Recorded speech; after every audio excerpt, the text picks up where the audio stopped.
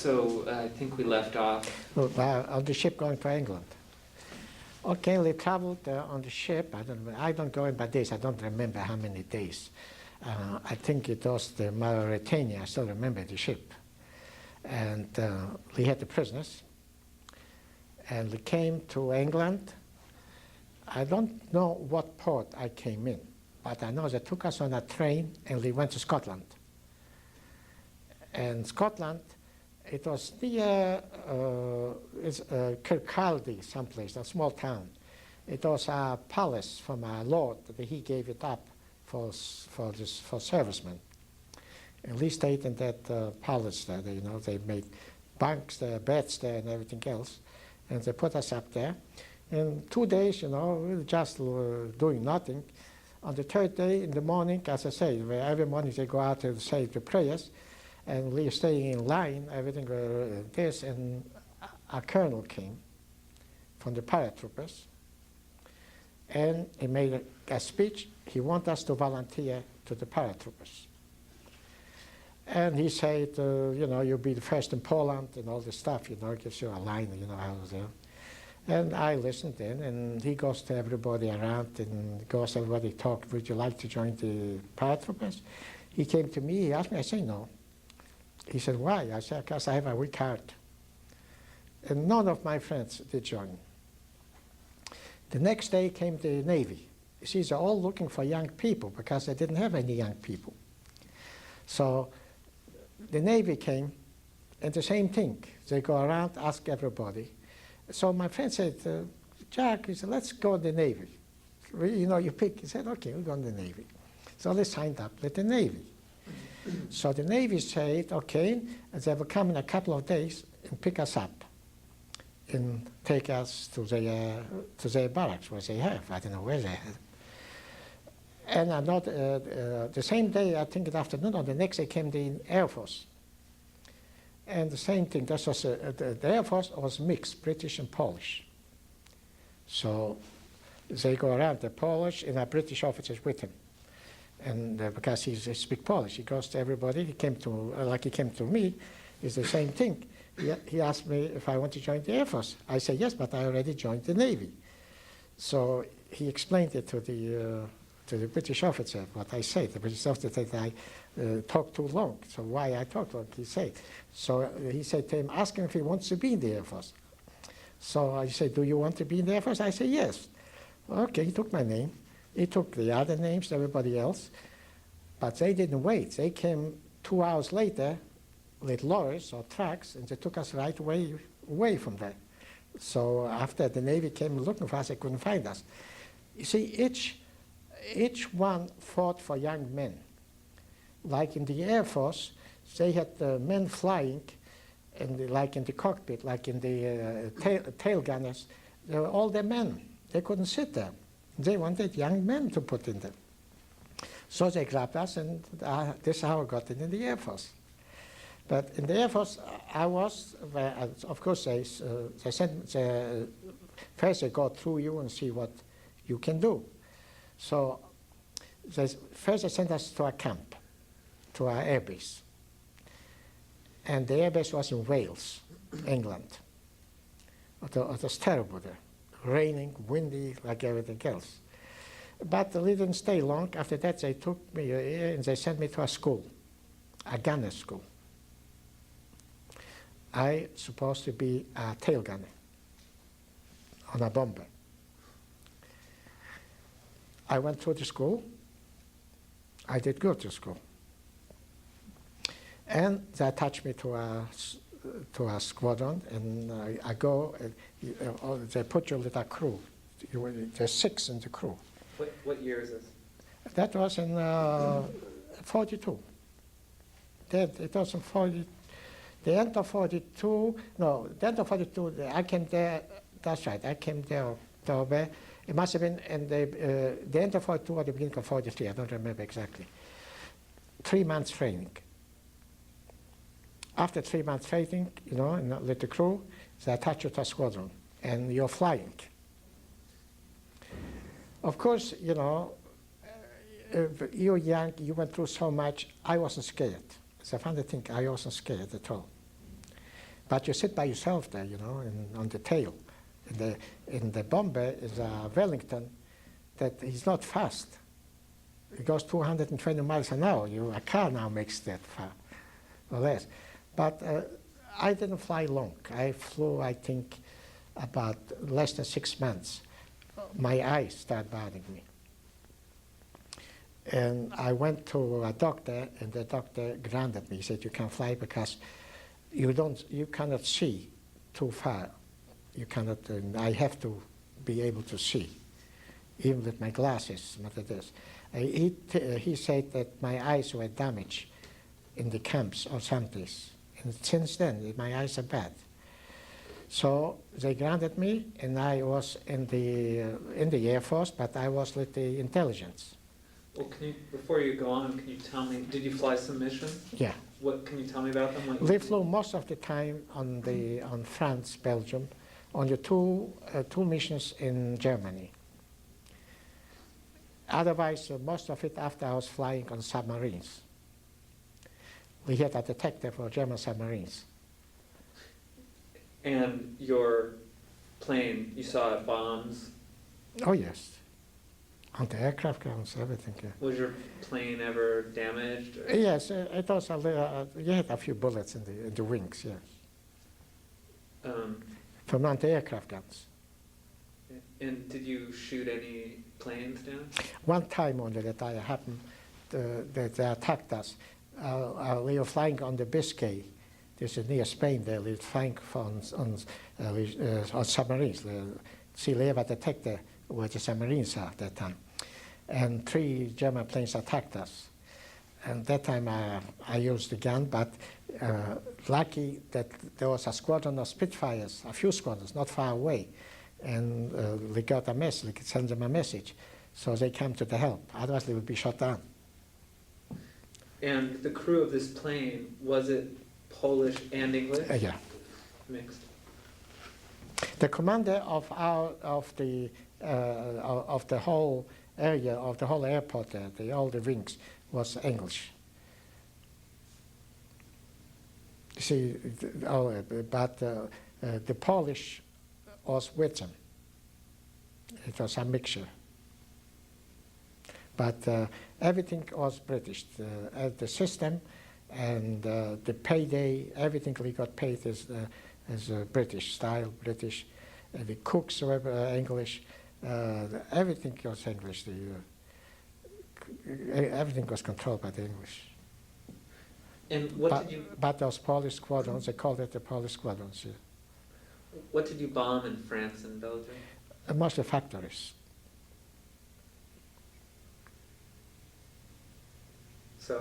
I don't know if we hit them or no. You never know. But were you able to see the explosions? You saw the fires and everything, sure. But you know, when you bomb, you hit. In Germany, we bombed railroads. But only one time you encountered a fighter? Only one time. Otherwise, anti-aircraft. Only one time. On the water. After I was with intelligence till the end of the war. I had a jeep. I used to go different places, and Normandy.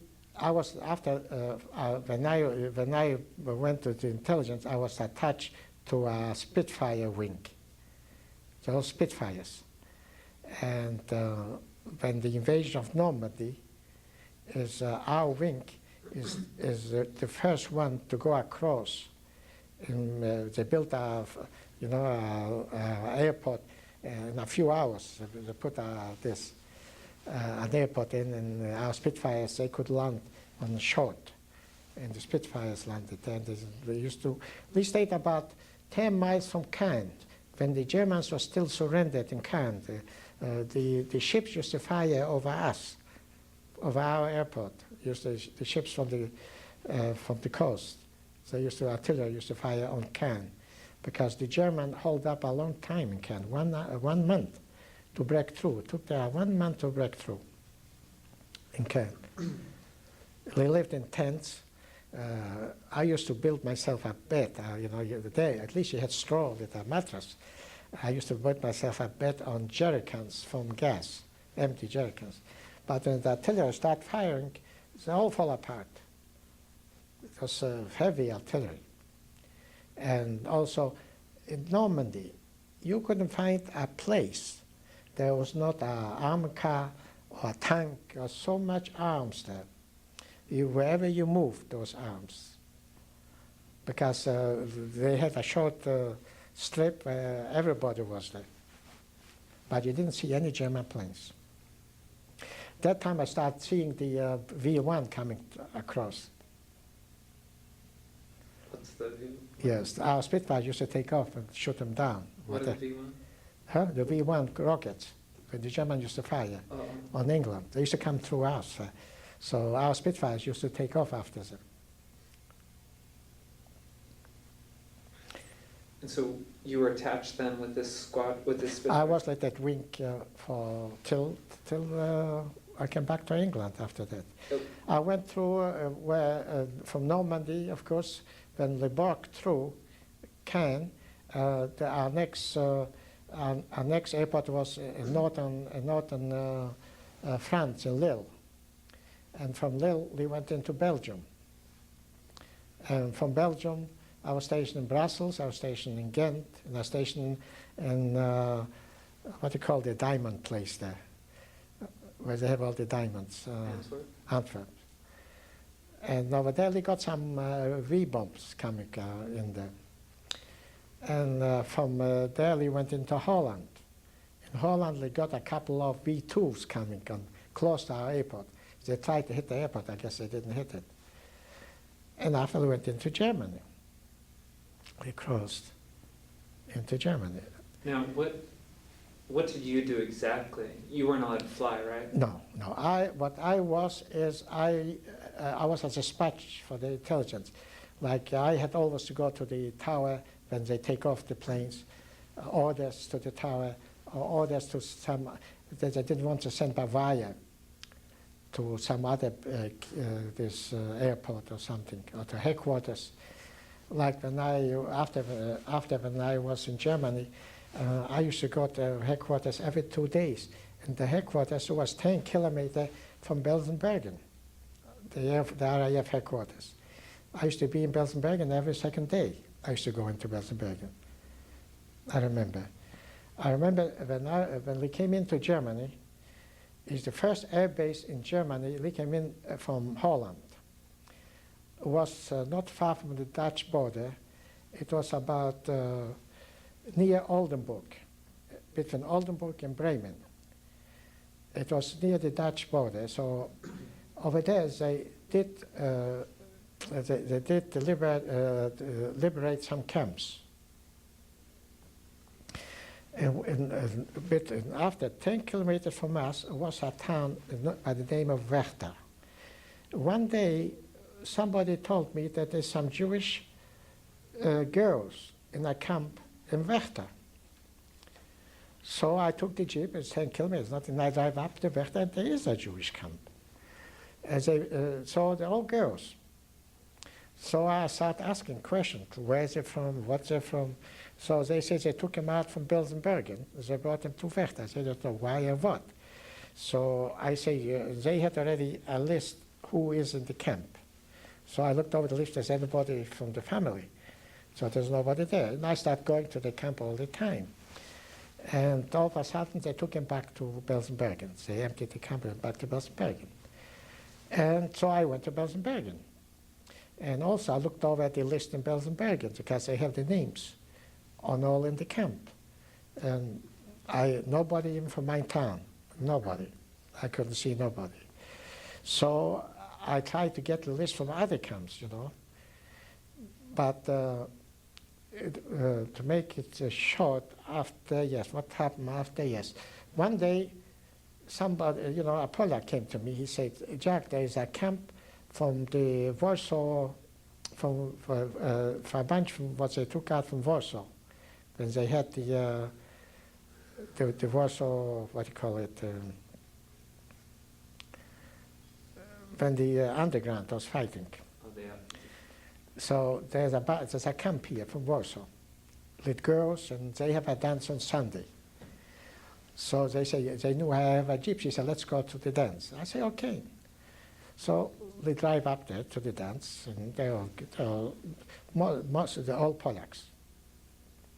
It's all Polish. And there are already men there too, and there's girls. And we're dancing. And I'm standing there, a girl comes over and she asked me to dance. So I danced. So she looked at me, she said, "Are you Jewish?" I say, "Yes." She said, "I'm Jewish." She said, "But nobody knows. They think I'm Polak." Because she was hiding there with the underground as a Polish girl in Warsaw. She said, "I don't know how to get away from here. I don't know where to go." So I said to her, "You have nothing to worry. Today is Sunday. Tuesday, I will come. I will pick you up. Have everything ready to go." So she said, "Okay." That's what I did. I drove up there on Tuesday. I told her what time I'd be there. I came there close to the time. She was waiting, and she jumped in the jeep. Off we went. No, they don't know what. She didn't want nobody to know there, nothing. Off she went, and we drove up. I took her to the air base, to my air base. I took her to a farmer there that I used to wash my laundry.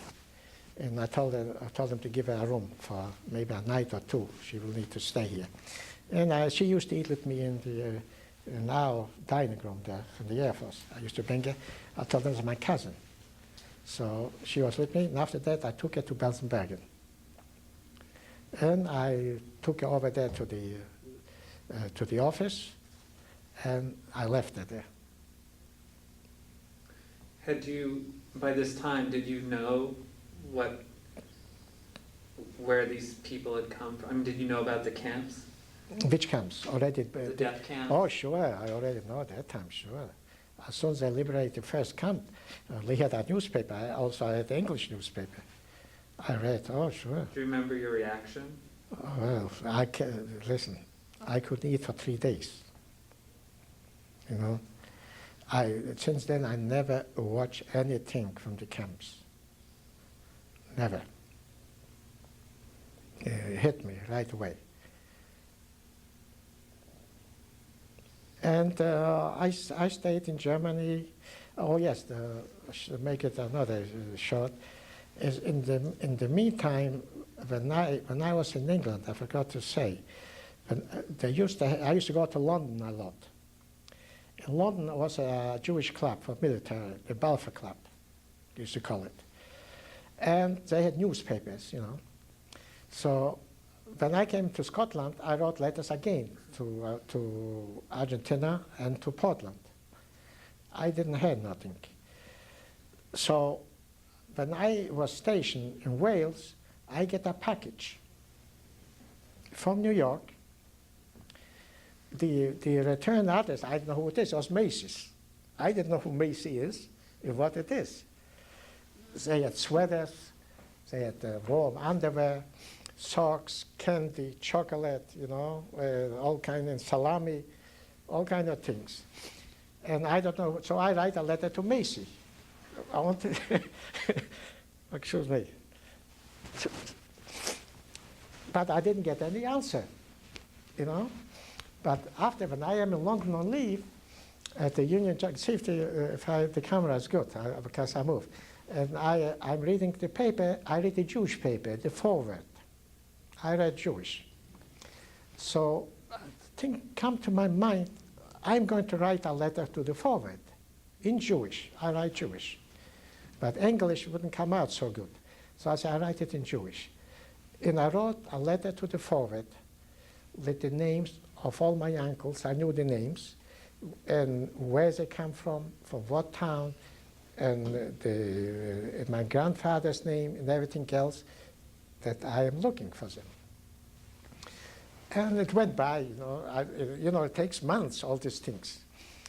But when by a few months, I get a letter from the American Air Force address, American Air Force, P.O. Box, American Air Force. I opened the letter, and there's a letter from one of my cousins from New York. He's stationed in England. he told me that they got my letter. The forward, they found my uncles right away. So forward gave him my address. So they gave him the address. So he wrote me a letter that he's a cousin, and he got a letter from New York from his father that I am alive, that I am in England, and he wants to meet me. So I say, okay, so we made a date that I will meet him in London, but in the American Red Cross. The time and the date, I know when, because I used to get 11 days leave every 3 months. So I used to go always to London. So that's what happened. And I say, you will recognize me because you're all Americans and I will be in a British uniform.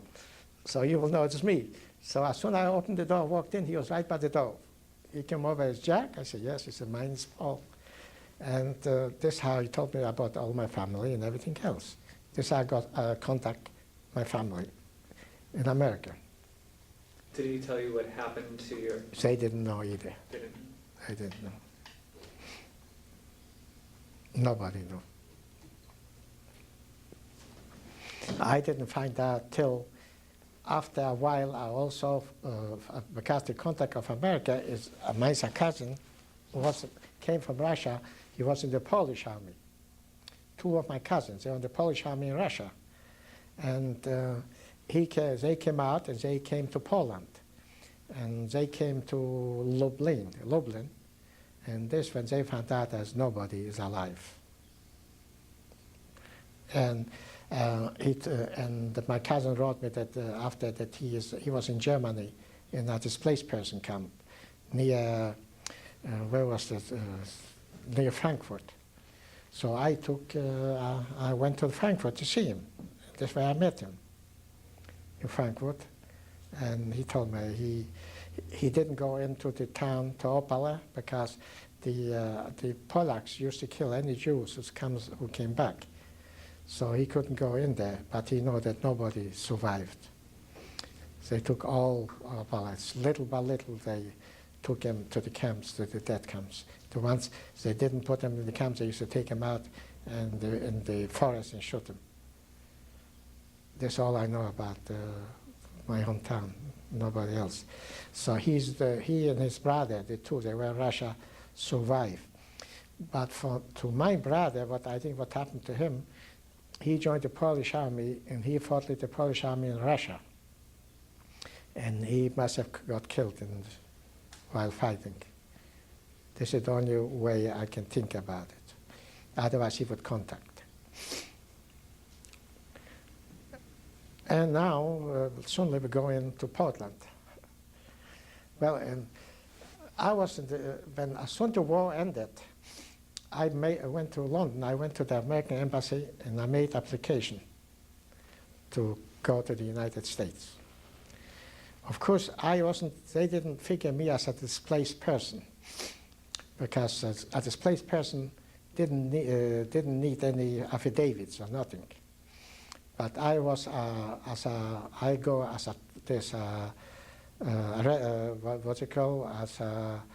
immigrant.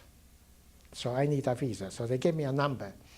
But to me, they say I have to wait. But it didn't bother me to wait because I was free anyway. So I was still in the service. Could you have stayed in England? Yeah. Oh, yes, they asked me to stay. As a matter of fact, they want me to stay in the service. But I didn't. How about Palestine? Were you? No, not in Palestine, in England. I know, but would you have been able to go to Palestine? I don't think so. That time, still not.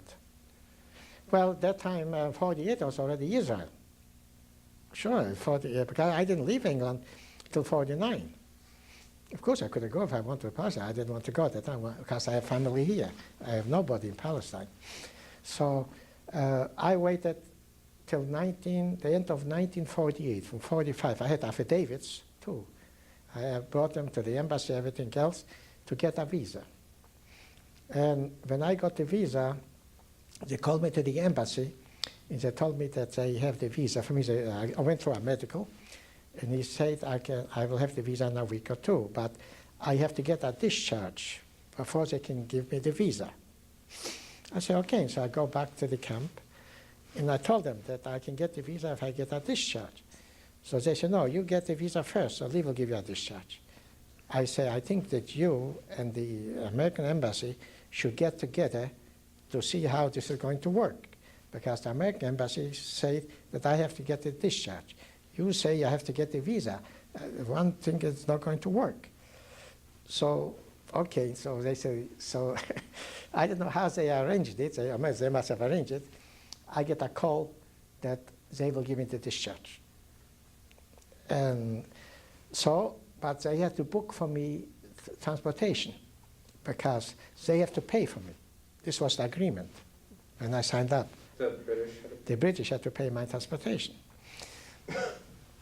So I got the visa and I come back in the camp. I was stationed in England at that time already. And they say, well, we cannot get transportation till I think it was February. This was, I think, November. They say, February on the Queen Mary. I said, well, I have no choice. So they said, now, if you want to stay here, you can stay in camp, or they will pay you if you want to live on your own someplace. I say, okay, let me think. So I had a friend, he met a girl from Bergen, and he got discharged and he lived in Nottingham. And he bought a house in Nottingham. So I went to see him, and I say, how can I get a place to stay someplace here? Excuse me. So the wife says, she knew me from camp because I used to come to Bergen all the time. I knew her before he knew her. So she said, Jack, why don't you stay with us here? We will charge you room and board, and that's all. I said, okay. So I went back and I said, okay, now I want a discharge and I have a place to stay. So they say they will pay me so much a month. The Air Force will pay me for living condition and everything else. So good. So after I stayed with him, and there till I got the visa. On the Queen Mary, and I had a nice cabin. Me and another guy, a soldier, a Polish soldier. We both got a cabin, and we didn't go too long on the boat, 4.5 days. I wish it would last 2 weeks. It was the best boat ride I ever had, with parties and dancing and all you want. Well, it's a pleasure. Anyway, he came to me. Can I interrupt you? I'm sorry. Yeah. In Nottingham, Yeah. Was there a Jewish community? Yeah, oh, I used to go there all the time. The Jewish community, oh, sure. You used to go to shul there? Only once, but Jewish community I was there mostly every evening because they used to have dancings. Matter of fact, they teach me dance too. Yes, and I used to like to dance anyway. And I met some Jewish girls there. I met some girls from Germany, Jewish girls. And it was a nice town. I liked it, but I had nothing to do. As I say, you sit around the whole day in the coffee houses to kill time. There's nothing, wait for the boat. And when they put me on the boat and I came to New York, of course, my uncles wait there too. They knew I'm coming. I had uncles. But as soon as the boat landed, oh yeah, on the boat, also, I had to call my name. On the Queen Mary, to call my name, they told me I have to go to an office. They gave me the number where to go to an office. You know, the Queen Mary is like a city there. The stores, offices, you know, like this. So I come in the office, and it's the Hayas is there. I saw right on the door, Hayas. I didn't know what the Hayas was. It was a Jewish organization, but they take care of the immigrants, Jewish immigrants. There's a Hebrew and there's something, yes. It was the Hayas, H-I-A-S, in short. So a lady is there. She said, I have the list here from the board, and I see that you are stateless, because my passport was stateless, because I wasn't a citizen. And she said, in the name, I see you Jewish. I said, yes. She said, I am here to see that when you get to New York, that you have a place to stay. We take care of all the newcomers. So I said to her, thank you, but I have a place to stay. She said, where? I said, my uncle's there. Oh, so she said, Lee didn't know. Lee thought that you came from the camps and you have nobody. I said, no, I have a place to stay. I don't need any help. So this is how it is. They had a house there. And my uncles wait there. And in the meantime, a colonel from the British Embassy came up, wing commander, and to take me off the boat. I didn't. I was the first. Me and the other soldier were the first one to get off the boat, because from the embassy came, so they took us right off the boat. And we came off the boat, and he gave me. As soon as they came down the boat, he told me that he is representative of from the RAF, and he have a ticket for me to Portland, Oregon, because I took a ticket to Portland, Oregon, and I have some money for you to buy, because you go from here to Chicago, you change in Chicago, you get the city of Portland. That's what I remember. It was a train. You have a bed. You have a cabin with a bed, and here I give you money to buy food on the way till you get to Portland. So I say, okay, thank you. I didn't say nothing. And my uncles are waiting there too. He said goodbye and he left. And my uncles were standing right by him. There it is. And I told them that I have to leave tonight. He said, you're not leaving tonight. He took the ticket. He called up the railroad and canceled my reservation. They say they will call back for another reservation. And I stayed in New York a month. As a matter of fact, 2 days after me, one of my cousins came from the camps. I waited for him at the dock when the ship came in. He came from Germany, from the camps. The two brothers, they left alive. Those were my first cousins. What camps were they in? Well, he wasn't in a concentration camp. He came from Russia. He was in the army, but he ran away from Poland after. They had a camp for displaced persons. It was already after. So he didn't have to wait for visa. He came as a displaced person. So I waited for him, and me and him, and I used to say, come on, I will take you all over New York. I know how to ride subways. I've been subways all over Europe, in France, and I was in England, I say, in all the big cities. I was driving in all big cities, I say. And I spoke English too, like broken English, but English. So we went around New York. I stayed in New York a month with the family, and I came to Portland. In Portland, I had an aunt and an uncle. They had a hotel right on Broadway and Salmon. The Hilton is now there on the same spot. This was a hotel used to be. So I stayed. My aunt was my mother's sister. They looked alike. Both of them looked alike. So she says to me, I came in on a Wednesday. She said, Jack, she said, I think you better take a rest for a while. I said, rest? I said, I've been resting all this time. I say, I don't want to rest. I want to go to work. I said, I take a rest till next week. And that's what I did. I take a rest till next week. After I went to work in a factory. I worked in a garment factory.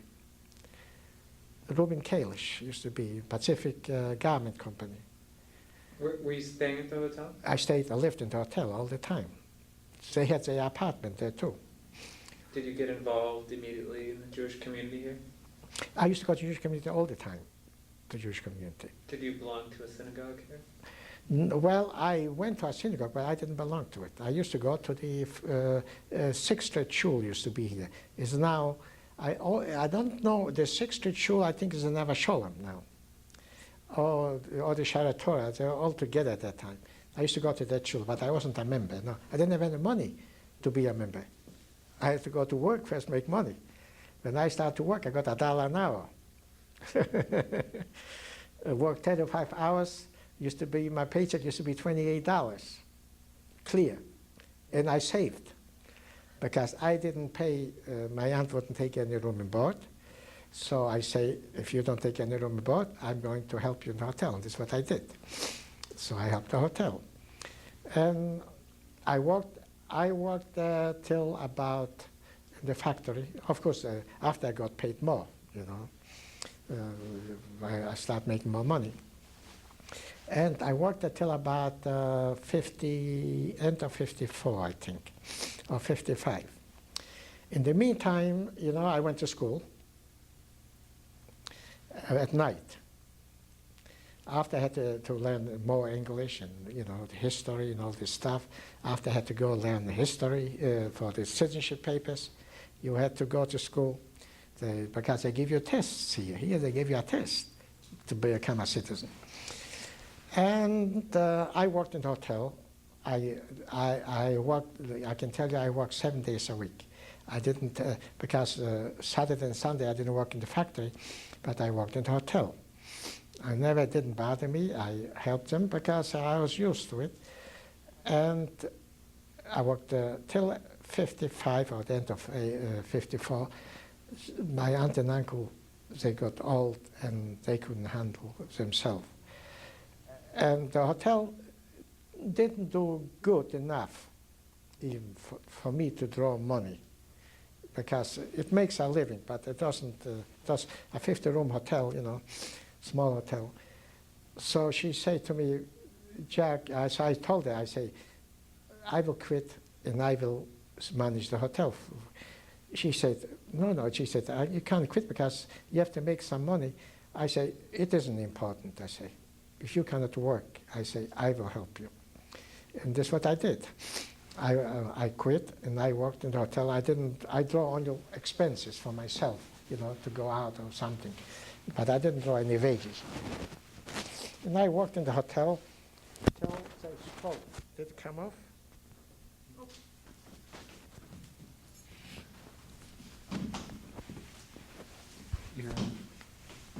Can you undo your? Okay. Okay. So I worked, I handled everything in the hotels. They didn't have any children. And my aunt got sick, you know. She didn't know, and I didn't know in the beginning either that she had cancer on the pancreas, but I didn't know. And lucky that the Hilton came and bought out, you know. So they bought out, so we got out of the hotel.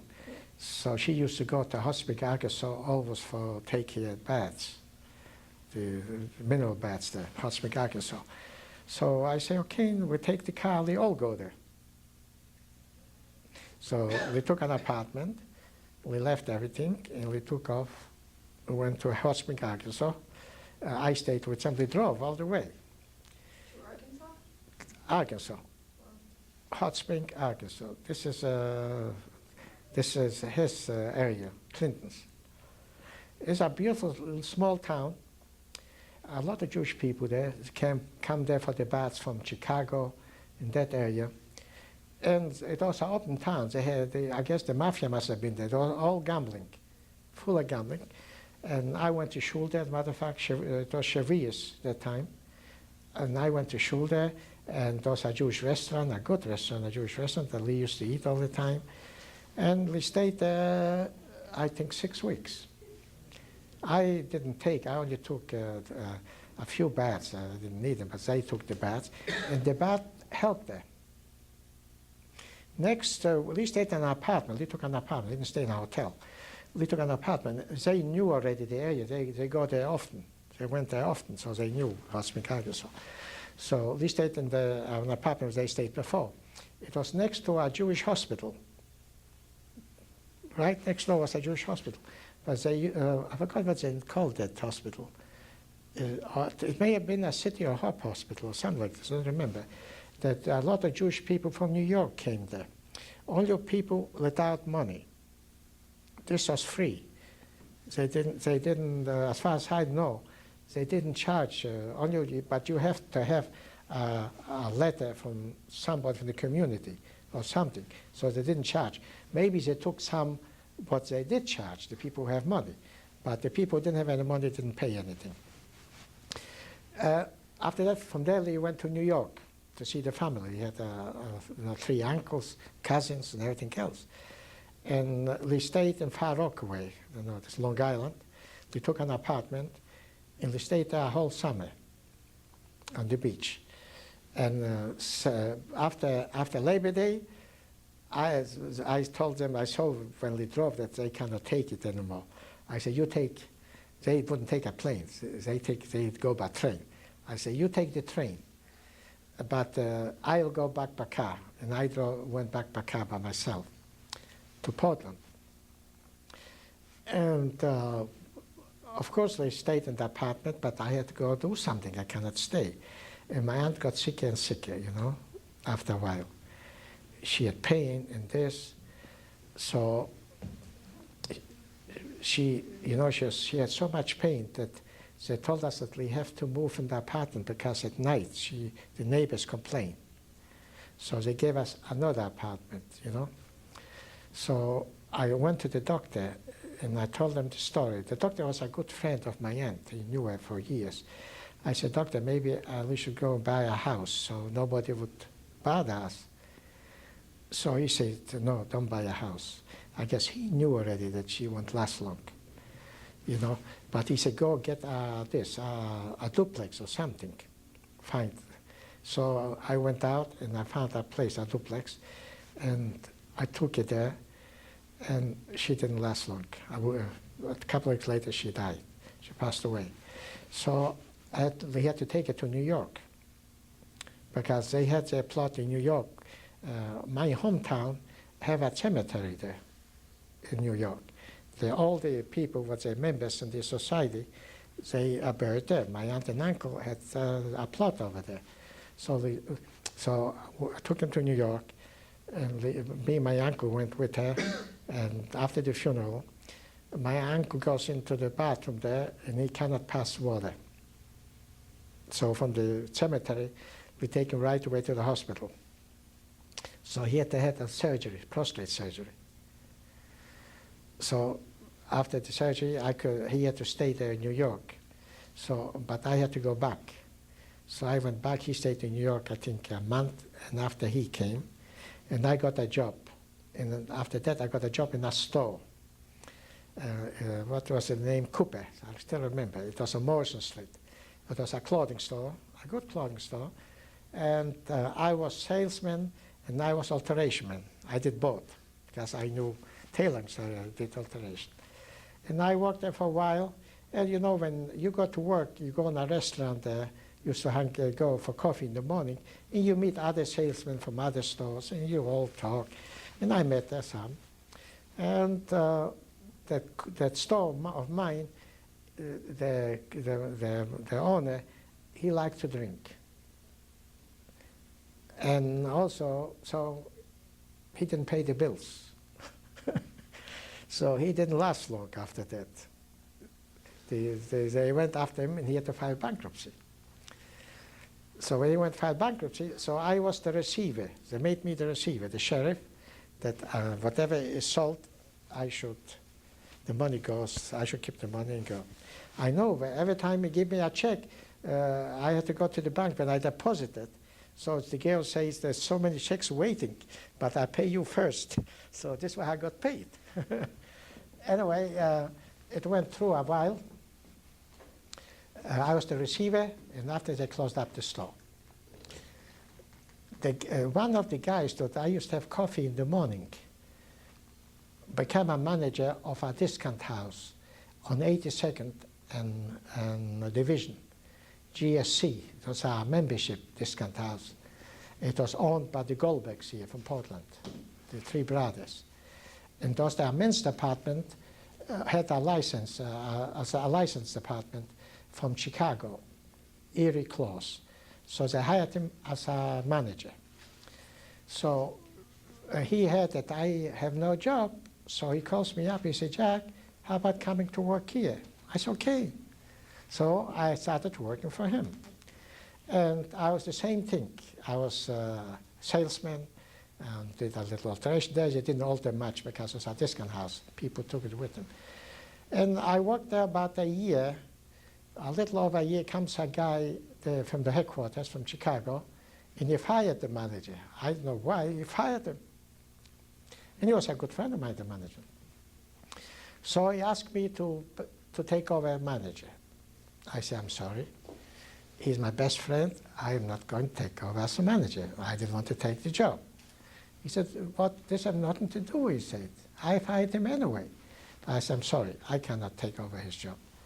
I still work the way I worked. The way I was, I wouldn't take it over." So he interviews people. He interviews and interviews, and nothing he likes. He comes back to me. He said, "Why don't you go ask him?" His name was Hart, the other guy. He said, "Why don't you ask him and tell him the whole story?" So I went to him and I said, "Listen, let's have lunch. So he came down to the store, at the lunch counter there. So I told him the story. I say, he wants me to take over. I don't want to take over because, you know, you're my best friend. I've hired you. He said, Jack, you take it. If you won't take it, somebody else will take it. So what is the difference? I don't mind, he said. I'm fired. So I said, okay. So I took over the discount place. I ran it. It was, I think, 62 or 62 or 63 till 65. In that time, also somebody here, my friend's brother-in-law, he came to Portland from Israel. And he was working also in a place there, you know, it used to be a wholesale house for clothing. And he came every day there. He said, Jack, let's go on business. Let's go on business. I said, I'm making good money here. You know, I was making good money. So what do I need to go on business? You know, I didn't say it. I was in business before I opened up a store with somebody here. And I stayed only a few months, and I couldn't get along. It was terrible. So I already had a lesson. So I said, no, I'm making good money.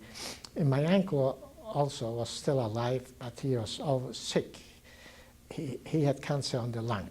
He didn't know it, but I knew, the doctor told me. And he was suffering and everything else. And I used to take care of him. He used to go to a place that he used to like play cards. After work, I used to come and pick him up and take him home. And one sit down with me, he said, Jack, he said, you know, I know you mean good, he said, but it's too hard for you. He said, why don't I go to the Robinson home? I say, if you want to go, I say, go. He said, but you don't have to go. Don't worry about me. He said, I don't mind, I say. I take care of you. You don't have to worry about it. And I said, tell you what, one of his friends was there in Robinson home. I said, I will take you there on a Friday night for services. And you look over there and see if you like it. You can stay there if you want to. I will pick you up and take you to town, take you this anyway. But go have a look yourself. He said, okay, let's go. So we went there Friday night to they had services there. And he looked around and he sees the other people. He said, no, Jack, I don't think I can stay here. He said, no, I better stay home. So I say, okay, he stays home. And in 65, I told him that a guy asked me to go in business with him. He said, what do you need business? He said, you're making good money, you this and everything else. I say, let me tell you something. I'm getting older too. In business, I'm here, there, tomorrow he can fire me. If I'm my own boss, I say, nobody will fire me. He said, but business is tough. I say, if it won't work, I go back tailoring, I say, or go back to something. I say, I can always make a living, I say. But I say, I'm going to take a chance. And I told the guy, I say, okay, we go in business. I say, only one thing, I say, I know where you work. I know what you carry. This is not that I want to go into. I want to go in the best. I say, quality clothes only. He said, why? I say, because this kind of clothing you have every store in town. I say, you have a lot of competition. Quality clothing, you only have a few stores. So, and I am in this town, I know a lot of people. I've been in this town already over about 10 years or more. I say, I know what I'm talking from 1950, 65 or 15 years. I say, I know a lot of people, and and also when my uncle goes gambling, I know them too. These are people who buy clothes, and I go sometimes to a nightclub too that I know people, and I say, we will go the best. There is no competition. He had no choice because others I wouldn't go. He wanted to go back. Now they have to look for a location. So he came one day, he tells me there's a location on Morrison Street. I said, you're telling me about Morrison Street? I work in that store. It's empty now. That store has no traffic. That isn't a good location. I say, no. Wait till we find a good location. New Year, this was New Year 65, I remember that. It was in the afternoon. I knew downtown well because I lived there for 10 years on the hotel. So I know there's a restaurant open 24 hours a day. It used to be called the Jolly John. So I went there to have a coffee. And they had two entrances. And I parked on Washington Street, and I didn't pay attention. But when I left, I went to the entrance, the other entrance out, and I see an empty store. Used to be a drugstore, an all-night drugstore. It is empty. It's small, and I liked it. So I called them up. I said, now we have the store right here, Broadway, Washington, downtown. It's a good place, a good location. He said, okay. He didn't know much because he came to Portland, he worked in the place, never went any place. So we opened, I went down there Monday. I went right away Monday, the first day after the New Year. I don't remember if it was Monday or what day it was. I went upstairs to the office, and I went to rent the store. So I remember, I took a lease for 3 years to take a chance. I didn't want to take a chance for longer, 3 years. $270 a month rent. Okay, so now we have to buy merchandise and money, you know. So we don't have, both of us don't have enough money just to pay for the fix-up. Imagine, you know. But we have to fix up the store. So I am the architect. I had the idea already to lay out of a store, and I went and I told them what we would paint it here. We would put a red carpet. I still remember. Put a red carpet. We put a chandelier in the middle. The lighting. I got help from my friends. Used to have a big place here of lighting and plumbing. The what do you call them? It's the Gilberts, the Gilbert brothers. So I knew them well. So they helped me a little with the lighting. But the Gilbert sent me to a guy, a special guy who makes the lightings. And he sent down the girl she knew, a good designer, and she fixed me up nice lighting on the top. I painted the store dark, black, with a red carpet, a lot of light. The fixtures, I had also a German Jew, this carpenter. I told him how I want the fixtures, and he fixed up the fixtures that we didn't have to spend too much money. As a matter of fact, after I fixed up that store, when people came by there, they couldn't recognize it because it was a drugstore before.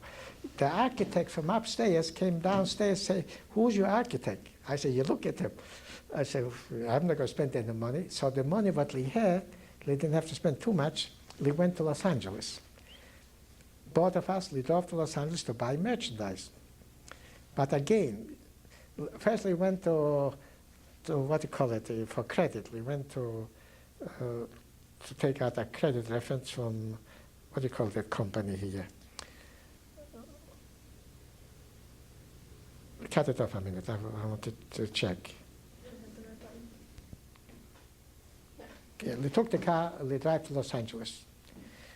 We go to one company that we want to buy. He said, because we're buying better merchandise that time, if somebody carried the line, they wouldn't sell it to you. So we go to one company, and they told us he cannot sell us because there's already a store in Portland carries this line. That time was this one. Now isn't this one. Now they sell everybody. So I have names of companies. So I go to another company, and I knew the salesman. I know the name of the salesman. And we sat down. He said, "Yes, you can buy." So we start giving him an order of clothing, suits and other things. And we gave him the credit references and all this here, everything else. But we still have to buy more. We have to buy shirts, we have to buy others.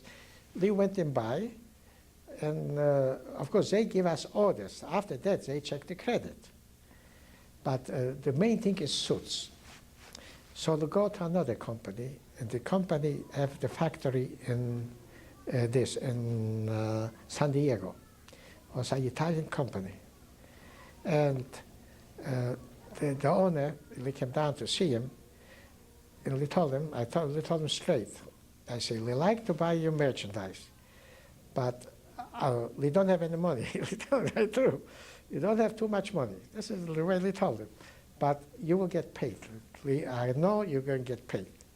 And he started us asking questions and this and this. He said, "Okay, let's go for lunch." okay? So we go for lunch. He took us for lunch. We eat lunch and we talking different things. He said, "You know something? I'm going to give you merchandise. I'm sure you're going to pay." This way he said this. "And you just tell me what you need." We told him, we need for an opening, an eye opener, you know? But the first thing is when people see the first time what kind of merchandise you have, this opens their eyes. I have to have an eye opener for the window, for this. He said, "I will send you eye openers." And after we left him, he sent me to another company for shirts. He said, "Tell them they should talk to me." And I went there and they took an order. And do you know, everybody shipped us. In the beginning, of course, takes time till you build up inventory. But when I got in the first shipment of the merchandise from this guy in San Diego, most beautiful things you can see. The window, everybody stopped at the window, those sport cars, that nobody in town had it.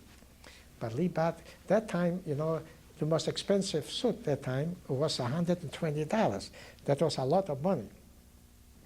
Imagine when I opened up the store, my suits ran $120. When I retired, my suits ran $1,000, $990, my suits. My shirt ran over $100 when I closed the store, because you improve your merchandise, everything else. And so we started off, but you have to look for customers. I went around. I was a hustler because I knew a lot of people. In the beginning, I got people from the gambling place there where my uncle used to gamble. They had money. They buy good merchandise. I went to the nightclubs, and I got the owners. And they built up. It took us 2 years till we were in the black. I mean, we paid off our bills, and we were in good shape.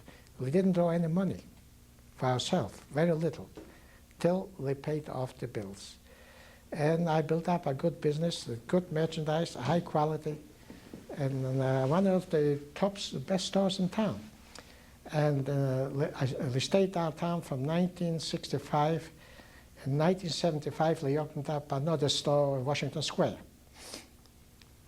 And I stayed in Washington Square also. Ours was one of the best stores over there. And we did good, work hard. But I didn't finish with my ankle, of course. My ankle got worse. He couldn't breathe. And I took him to the hospital. They took out the fluid all the time. I bring him back and I told them, "Don't go to the card games because they smoke. It isn't good for you." But you couldn't tell him. He said he didn't want to live anyway. He told me when my aunt died, he didn't want to live. One time in the hospital, he was in the hospital, he tried to jump out the window. But they caught him. Yes, because he didn't want to live. But he didn't listen to me until one day, I always used to tell the neighbor, she lived in the other duplex, I said she should check on him once in a while. I gave her a key. So one day she calls me, she said, "I went in to check your ankle and he is in the bathroom locked up, he doesn't want to open up the door. And I think he did something to himself." So I called the police. And police went there and they broke open the door. He put a knife in his stomach. He tried to commit suicide. So the ambulance came to him to the hospital. He had surgery, you know, he's in the hospital. And he came out of it after a while. He still went gambling. Till over there, they had to take him from there to the hospital, and he passed away. I also had to take him to New York the same way, and he came back. And I already moved from there. I couldn't stay there anymore. So I moved to another apartment. And as I say, after I had the store, I was busy with the store day and night. Also, 6 days I was working. And 7 days, Sunday, I used to do the book work, you know, paperwork. And, but it didn't bother me. I was used to it. I always worked 7 days a week. So when I opened up the discount house, the shopping center, I had to work 7 days. Didn't bother me either. I'm used to it. We worked. We built up a nice business in Washington Square. We had a nice store till last July. This was in '63. In July, I closed it, retired, sold out. What was the name of the store? The Golden Ball. And all this time you were involved in the Jewish community? Well, I wasn't too much involved. I was in the synagogue. I belonged to the Jewish community till the last few years I did, because I didn't go there. My son didn't go there either. After that, at the beginning when he was young, he used to go there.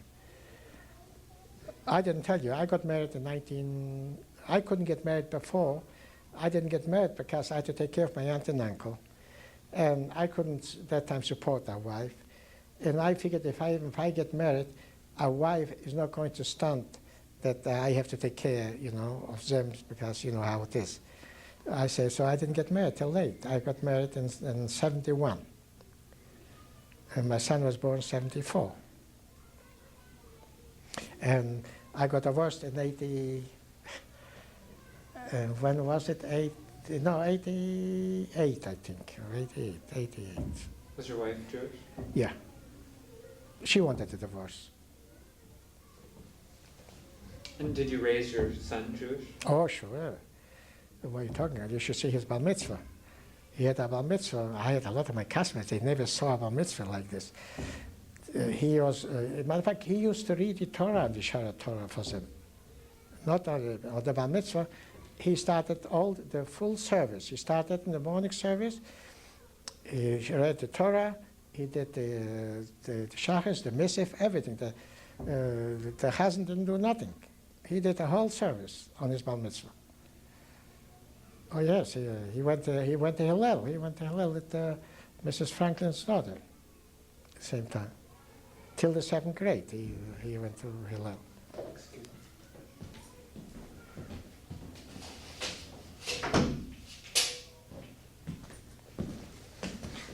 I think I covered most of it. I couldn't give everything exactly. Things you forget. As I say, I didn't have it easy in the beginning here. I worked hard, but as I say, nothing bothered me. I didn't feel sorry for myself, nothing. Because some people will say, you have to go on your own and start taking care of yourself. I say, let me tell you something. It was nice of my aunt and uncle to come to bring me here and not to want to take a penny from me. Even I helped them because they didn't want me to help them, but I volunteered to help them. But I cannot leave them. They have nobody here. Who's going to take care of it? There's nobody to take care of it. I had to do it. And I did it. After that, I married after that. I was married 18 years.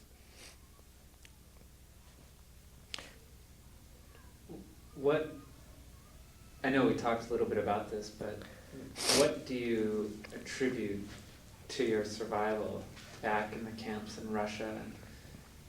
Well, and what survival is, you have to take, as I say, in that camp, you have to take care of yourself to see the best you can do to survive. And to survive is to have food. That's the number one. Number two, to keep warm. Because it was very cold there. It was so cold that your face used to freeze all the time. That we used to watch each other. As soon as it got white, used to tell each other, so used to rub in snow. You see, because don't forget, you stay outside from the morning till, I don't know, till the evening. You don't know how many hours, because I figured at least 8 hours or maybe more, but at least 8. So you are outside in Siberia. Lucky there's no wind over there. Otherwise, I don't think nobody could survive. And lucky I didn't get sick there. I once wanted to get sick. I wanted to get temperature. I walked out in my underwear to catch a cold so I can stay home a day rest. I couldn't catch a cold. I couldn't get any temperature. But I wanted to get temperature to stay because I was so tired. You work 7 days a week. You know, you slept a few hours like a log because you had no mattress anyway. But who cares? You lay down and you sleep. And I was young. I could do these things. But when I looked people every day, I had to bury people. It gets you, it gets you. Even that they died natural, they're not killed, but it gets you. You see people, you talked to them yesterday, and today they're dead. And today you're digging a grave. As a matter of fact, one of the guys, they carried him out, because I guess he passed out or so. And when they carried him out, he woke up. It was so cold outside. He woke up. So he says to the guy, what are you carrying me out for? He said, you're dead. He said, what do you mean I'm dead? He said, the doctor said you were dead. He said, the doctor said you. So he came back in the barrack. I always used to kid him because he wasn't me in the army after. He was still in the army with me after. I used to kid him. I said, you were dead. That's right. But it was the way things were there. You don't imagine things. You don't think. All you think of today to survive. And I survived, as I say. I was chopping wood. I was trying to work as a tailor one time, but didn't last long, because to stay in, you see, to stay off the cold. And if you work as a tailor, you stay underground. They had underground little cabins that you stayed there, and you work only at night. In daytime you sleep, because when they come home from work, you fixed things for them. You didn't have to be a tailor, just put together things. So I got myself in for a while, but it didn't last long, too bad. But you lie, you tell me you are a tailor, they believe you, and that's all. Survive, this is the main thing. And I survived because of my age, nothing else. Because everybody, the guys, even the criminals, the older ones felt sorry for me. They told me straight, you're not supposed to be here. You're supposed to be in a juvenile camp. Why would they send you here? I say, I don't know. I say, all the doctor did is look at my muscles, maybe I had muscles, and check my heart, and that's all. I said, I don't know why they sent me here. What did I know? I said, and then that's how you survive. And to survive even the train from Siberia, not from Siberia to Kotlas, where they gave me the paper, isn't so bad. From Kotlas, going to Tashkent, when we traveled, to survive the train is dangerous too, because we did a little black market, and we didn't realize it. If they would catch us, you go right back to the camp for 10 years. You see, you took a chance, but when you are hungry, you don't think about it, because you have to get food. And since I left home, I was always, I had food when I was by my uncle's sister, but since I got arrested, I was hungry all the time. Even they give you, but you never get enough food, because the food they give you is nothing, it's water. And you try to survive whatever you can. Have you been back to Poland? No.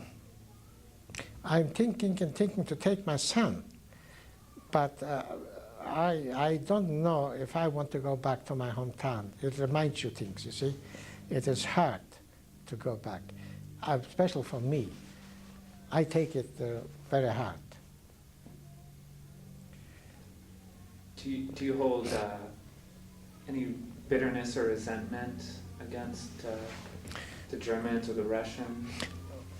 Well, you see, for the Germans, of course you do feel, You do. You cannot say you don't. You do feel. They killed my parents. They killed my whole family. But as I say, things now you have to forget. There's a new generation there, like any place else. And you have to forget, you have to live with them. You have to do business with them, you have to live with them. And I have now here some German friends. I do have some German friends, yes. About the Russians, no, because this was done by the government. See, the people didn't support them on that, on the camp. But the German people support the Nazis. There was nothing happening in Germany against the Nazis. Even if they talk, there was an underground. I don't know how big of an underground they had, a few people. But But the Russian people suffered themselves. It's not the Jews. They had more Russians than Jews there. I mean, in the camp. So more Russians than Polacks even. I think there was about 800,000 Polacks in the camps. There was millions of Russians. As a matter of fact, in one camp, when you go from one camp to the other, sometimes you pass another camp.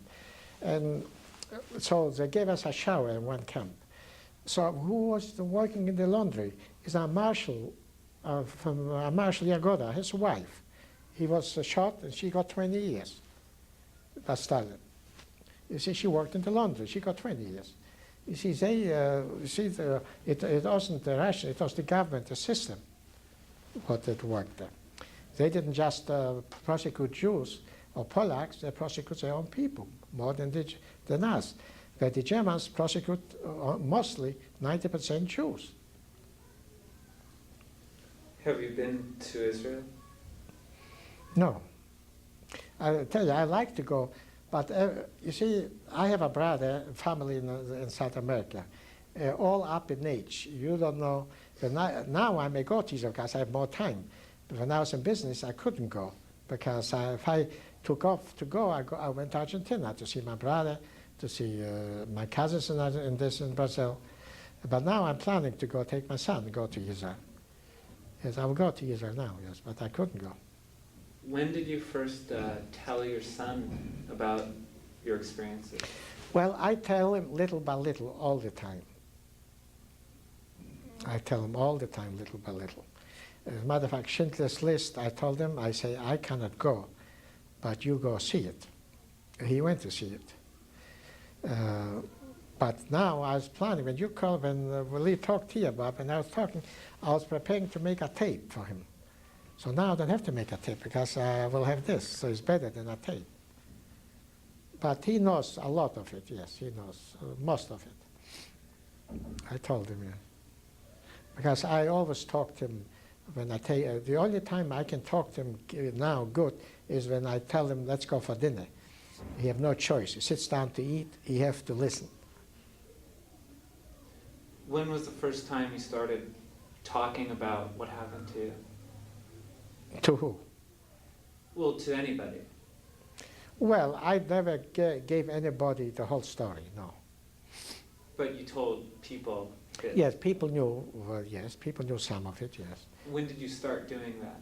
Was it a conscious decision? Was it difficult I for didn't, you? no, but I only talked little by little when people asked me. I didn't come and tell them.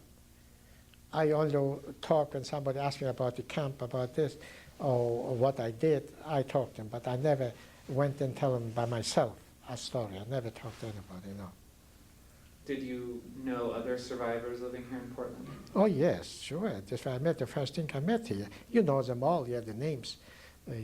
I met the first time I met is the Langfors. You know, it's Carpet City. The Langfors. After Krychek, you know Krychek. She's active here, the second wife. I know his first wife, like she was a sister like to me. The Krychek, the Langfors, and the brother Sarna used to be my friend. We used to run around together. They all came the same year here. And all the holidays, I used to eat together with them. All the holidays, when I was single, I used to eat with them after my aunt and uncle passed away. So always, all the holidays together. I'm still now, we're very close friends. I had some others too, not in the group, survivors, oh yes. Because the Langfors I met is a funny thing. I was staying on the front of the hotel one evening on Broadway. It was summer. And two guys walked by and they talked Jewish. So I say, if they talk Jewish, they must be survivors, because Americans don't talk Jewish. So I stopped them. I say, I heard you talking Jewish. Where are you from? They say, from Poland. I said, so am I. So they start talking. These are survivors. This is how I met them. After I met the Langforses, and I met the Blacks, I met the Winklers, I met everybody. We used to be a group of survivors. We used to play poker, friendly poker. every Sunday for over 20 years. Every Sunday we used to get together. Friendly poker. You couldn't lose more than $3 or $4 or win that much. But we used to, every Sunday in another home, we used to have coffee and cake, you know, and for over 20 years. Till they start passing away, you didn't have who to play with. Is there anything that you left out of your story that you want to? Not that I can think of it now. Do you have a message for future generations that may be watching this tape? Well, I have this, what message can I give? I said, first of all, nobody should deny that he's Jewish. I say, you're Jewish, you're born Jewish, and they should be proud that they are Jewish. I know that some people try to deny they're Jewish, they're afraid of this. No, the Jewish people, we have a state of Israel, and we see how the state of Israel is behaving. I mean, they fought for it, and they have a good country. It's one of the best countries, from the small countries, I think. And they have a lot of scientists there, and I think they have not to be ashamed of what they did for Israel. And also they're one of the best army there, plus the best Air Force, I think, better than any place in the world. And that's why they keep Israel safe. Otherwise there wouldn't be any Israel. And I tell this to my son too. I say, I am not anything, I say to him, listen, I'm not racist, I'm not against blacks, against Catholics, against anything. I say, but one thing you should know, but I'm telling you, if you're going to get married, marry a Jewish girl. For one reason, I say, it is, you have the same customs, the children will go to synagogue, and you need to build up our family, I say. I lost the whole family. I say, we still have to build up a family. So, but, you tell him, he said he will do it, but, you never know. I hope he does. Do you have any questions? I don't have a question. Okay, well, thank you very much. You're welcome. It took a